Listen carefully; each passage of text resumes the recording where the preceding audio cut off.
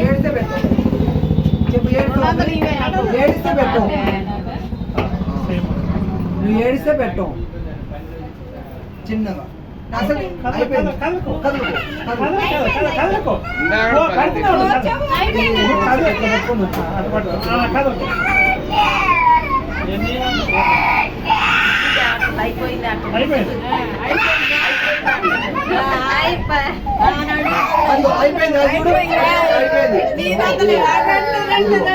రెండు పెట్టేసి